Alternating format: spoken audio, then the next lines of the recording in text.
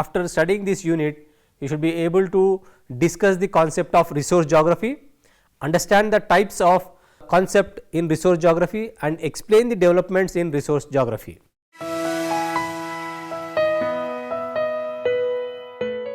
The geography can be defined as study of area, line and dot.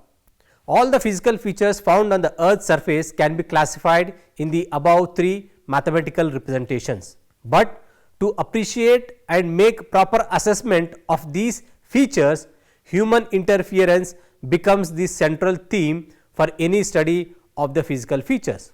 Human geography evolved from physical geography when the geographers realized that resource can't be studied in isolation from humans. Then came the question of establishing a branch of geography which could study the economical relation of human with the nature in a given spatial dimensions.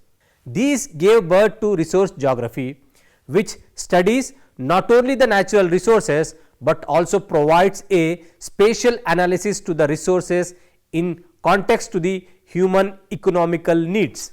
The subject was systematically designed to include human and their material aspect as a sub-branch within the scope of the discipline. With time, resource geography became a merging point for the economic and political aspects of a branch of geography. This merging has given a space to the Marxist approach in resource distribution and spatial justice. The talk of social injustice involved in resource appraisal has become a new trend in geography, with geographers like David Harvey debunking the old Bourdieu's idea of static concept in resource geography. The discipline has developed itself into a dialectical science to study the human and nature relation within the spatial framework. Resource geography is an integrating subject for two major concepts in geography, that is human and the nature. Nature in these disciplines implies natural resource and human includes human beings, their cultures and the technological advancement which has been achieved by humans as a collective whole. Concept of any subject is and should be flexible with time, that is, it should keep on widening its scope so as to include every material change within the societal space that concerns the nature of the discipline. In contiguous to this aspect, research geography has been widened its horizon from one being a subject which studied resource is an as is where is vision. But in the present scenario and especially after the formation of the socialist republics, that is USSR, the scope of resource geography has widened to an unprecedented level. It has included in its horizon the study of spatial injustice involved in resource distribution and also in its appraisal. For the first time in the discipline's history, resource management, its distribution and the question of ownership was seen as an ideological apparatus of the capitalistic state to subjugate and plunder people's resources. The human aspect in the discipline is explained as human beings, though the labor they provide and the organizations they staff are also considered to be resources. The term human resources can also be defined as the skill, energies, talents, abilities and the knowledge that are used for the production of goods or the rendering of services. In a project management context, human resources are those employees responsible for undertaking the actions defined in the project plan. From the framework of spatial human analysis of resources on the earth's surface, resource geography evolved a concept which is relative to the patterns of human economic relational setup in a given natural framework of resources. The relativity involved gives a dialectical perspective to resource appraisal and management. There is an overlapping between the economics and geography of resources which can be analyzed only in a relative framework. Human action is relational in character because individuals do not act atomistically. Without context, Economic decisions are made considering the social structure of the institution and their relational attributes. This decides the policy frames and the set of actions that need to be done. This concept is to be applied in the field of resource in order to develop the relational understanding of resource in geospatial platform. One way of doing this is to point out the shortcomings of conventional views on resource management. Resources are produced in a relational space having a relative connection with the various components of the resources. The process of resource production is done through the control over relational space that comprises of the political, economic and social makeup of the society around. This set of analysis brings us closer to the economic and social geography, but yet the resource centric study of society and economic is different from the traditional branches of geography. The ultimate utility of the resources is to be judged in accordance to the use value it generates. Resources generated on a relational space cannot be appropriated by an individual. So, the table describes resource type, substantive understanding, relational understanding. If you take the resource type, we have 4 types: material resource, knowledge, power and social capital. Under substantive understanding, resources as production factors characterized by predefined input output relationship, whereas relational understanding we have resources as bundles of possible services characterized by contingent returns, whereas under knowledge substantive understanding says that knowledge as a precondition for economic success characterized by inherent predetermined consequences, whereas under relational understanding knowledge as a result of collective interpretation and recombination. Under resource type, when we come to power, the substantive understanding says that power as the inscribed capacity of an actor to dominate by means of resource control, whereas relational understanding says power as the social practice of building networks and enrolling other actors in joint projects. While in social capital, the substantive understanding describes social capital as the universal capability of an actor to exploit networks according to her or his own goals, whereas the relational understanding says social capital as the set of opportunities which results from the existence of social relations with other actors. Coming to material resources, the explanation for the material resources goes as to explain the materiality of every source which satisfies human wants. When we talk about material resources, we usually think of raw materials, immediate products, machinery and equipment, as well as the different kinds of infrastructure which are used by firms. These resources are limited in terms of their availability and are used up through consumption. There is therefore a shortage problem which drives economic action according to neoclassical economics. From a substantive view, these resources are production factors which can be acquired by firms and which are exploited according to the firm's needs. In a relational understanding, material resources are not automatically viewed as factors with an inherent use, value and predetermined application. In this view, it is acknowledged that resources can be used in many different ways for different purposes. The use value of a resource depends upon the social context within which goals and capabilities are shaped. Resources can be defined as bundles of possible services as said by Penrose. It is necessary to differentiate between resources and their respective services because it is possible to acquire and to characterize resources independently from the purpose they serve. Only the particular use determines the way in which they enter the production process as inputs, how valuable they are and in what way they might strengthen a firm's competitiveness. Penrose prefers the term resource over production factor, as the latter does not allow for a distinction between the factor itself and its possible services. Strictly speaking, it is never resources themselves that are inputs within quotes in the production process, but only the services that the resources can render. A relational concept of resources has consequences for the conceptualization of firms. In conventional economic analysis, firms are defined in terms of the outputs they produce. In a resource based view of the firm, in contrast, a firm is defined according to its inputs. In this view, firms are defined as bundles of resources and can be characterized by their specific resource profile. Thus, it is visible that different combination of resource can lead to different economic benefit to the firms.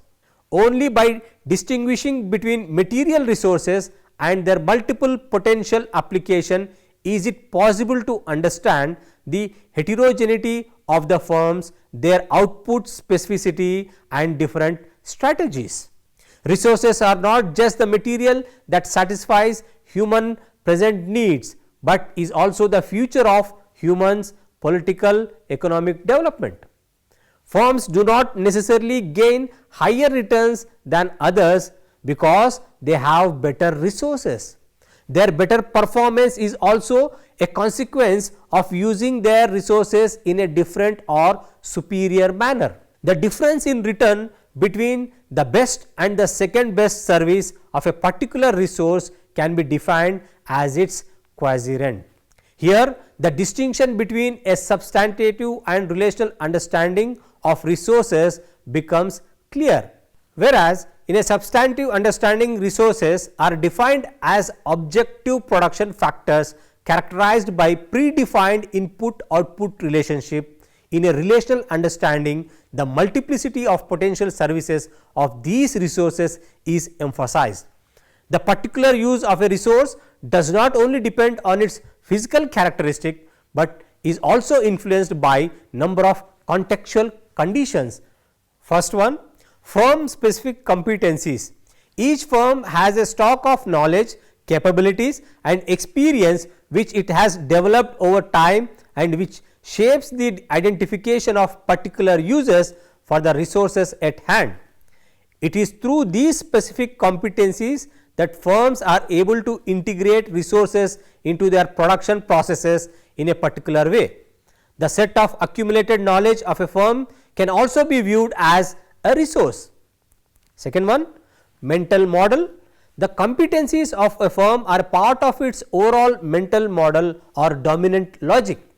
This interpretative framework impacts the way in which existing competencies are used and enables a joint understanding of knowledge pools.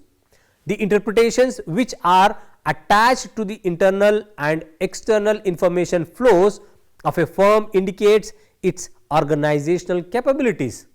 Routines which have been developed over time and through which new information can be processed and transformed into action shape the interrelationships. According to Nelson and Winter, organizational routines are the skills of a firm. Through the development and diffusion of interpretative schemes, it is possible to reinterpret existing knowledge and to attach it to new uses or to find new innovative uses for existing resources. Coming to third aspect, that is market conditions. The potential returns of an innovative use of resources also depend on the productive opportunities and constraints in the market. These productive opportunities defined with specific competencies can be combined with or adjusted to one another for success. This depends on the overall competitive demand and supplier customer environments capable of supplying innovative resource applications and of processing the resources further. External market condition may also constrain the development and use of resources depending, for the instance, on the market power of key players or institutional constraints such as dominant technological standards. Coming to the knowledge, the distinction between resource and their possible services emphasizes that the value and use of material resources are not predetermined, but are contingent and depend on their particular social context. Hence, substantive concepts are resources cannot explain how firms gain competitiveness and become innovative. To understand this fully, we have to consider the process of knowledge generation both within and outside the firm. Interdependencies between the knowledge bases and the structure and the strategy of a firm generate a reflexive process of specialization through which particular capabilities are continuously produced and extended. At the same time, knowledge is not just the result of a previous productive use of resources. It can be conceptualized as a relational resource itself. In the knowledge creation view of the firm, which can be viewed as a generalization of the resource based view. Knowledge is the decisive asset of a firm, and knowledge creation is the key mechanism through which firms produce and sustain competitiveness. In this perspective, knowledge is viewed as the key resource of the developing reflexive and learning economy. Coming to power, in substantive concepts, power is viewed as a characteristic of economic actor or organization based on ownership and control of material resources. According to this perspective, agents either have power or they have not. By controlling access to these resources, some actors in the economic processes dominate others. In light of this understanding, critical analysis have described multinational firms as being extremely powerful, primarily because of their size and capability to regulate access to resources and labor in international markets. This is sometimes recognized as the main cause of stagnation and underdevelopment in the third world countries, and in this line of thought has to be fought against and limited by state intervention. This view still exists today in discussion about the power of firms versus that of nation states. Although there is a lot of truth in this view, it is based on a limited conceptualization of power. Power cannot be regarded as an inscribed capacity which an actor possesses based on ownership of resources. Using a geographical lens, we can find many examples which demonstrates that asymmetrical distributions of material resources do not determine the outcome of economic action, which is the major scope of study in resource geography. It can, for instance, be quite difficult for a firm to coordinate its production activities in remote branch plants located in different countries, even if resource access is under the full control of headquarters. There are also many reports of international mergers and acquisitions which have failed because it has not been possible to synchronize the activities in the different workplaces despite centralized resource control. Social capital, a substantive understanding of resources, presupposes that resources have objective inherent values and that they can be assigned to specified actors based on property rights. As explained earlier, the social ownership, distribution and appraisal is the part of resource geography. In the foregoing discussion of material resources, knowledge and power, we have already demonstrated that the substantive conceptualization can be quite problematic. In the case of social capital, it is virtually impossible to develop a useful substantive perspective. In contrast to material resources, that is or physical capital, social capital cannot be attributed to individual actors or firms. Generally, it refers to the opportunities that actors draw from the quality and structure of their relations with other actors in order to pursue individual objectives. Social capital is thus constituted in the very relations between the actors involved and is a result of ongoing social practices. Actors simply do not have the universal capability to exploit networks according to their own goals. They can never possess or build social capital without the active involvement of others.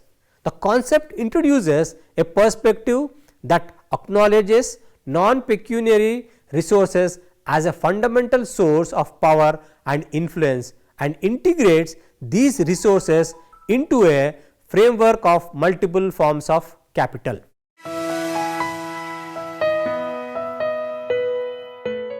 The material concept in the resource geography implies the material link to human perspective in resource appraisal and management. Matters in contemporary human geography are inextricably bound up in the historicity of particular thoughts and contestations over the currency and intelligibility of academic knowledge. It has to be stated that the focus on materiality more appropriately dates back to Marxism, profound influence on geographical thought. This is to recall that Marxist geographers are largely concerned with the structural conditions of inequalities, class struggles and housing segregation, which still remain crucial for some geographers to explore the material fabric of society. This inequality is materiality involved in the undemocratic management and distribution pattern in the resources. The question of appropriation for primary accumulation centers the question to resource geography. However, there are 2 points to be made. First, the emergence of these works has to be understood as part of a response to the persistent call to rematerialize human geography. Second, the successful rematerializing of human geography is not simply a return to the brick or mortar of materiality.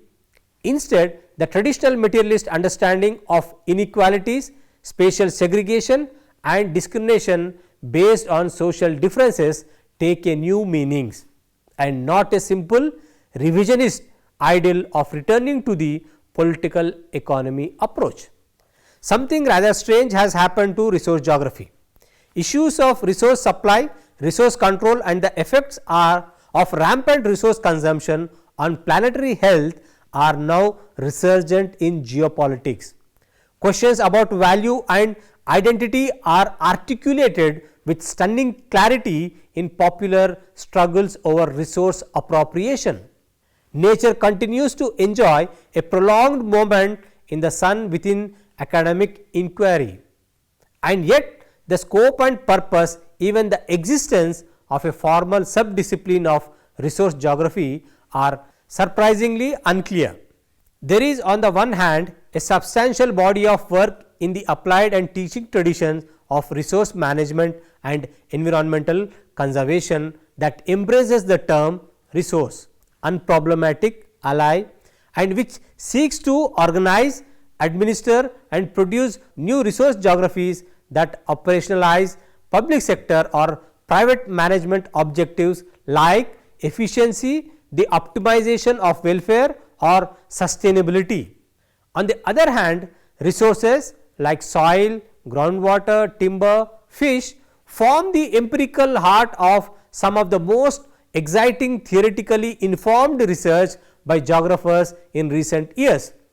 Most often, however, this work flies under the flag of political ecology, eco-Marxism, agro-food studies or environmental history and applies to resources rather than derives from them theoretical approaches like the production of nature or the social construction of nature developed elsewhere in geography.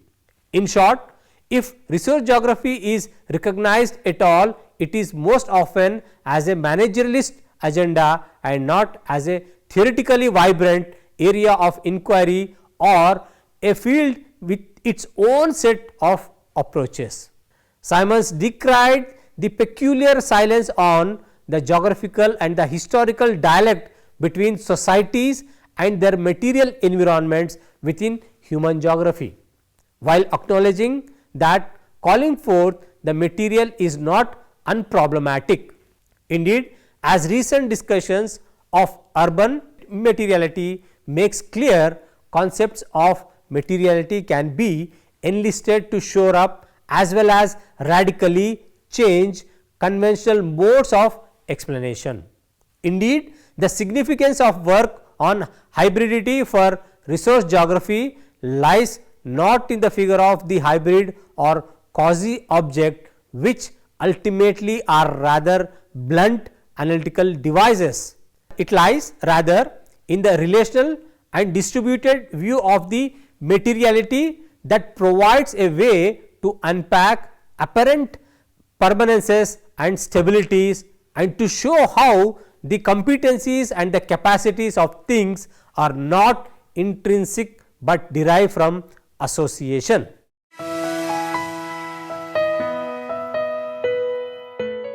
With time, resource geography became a merging point for the economic and political aspects of a branch of geography.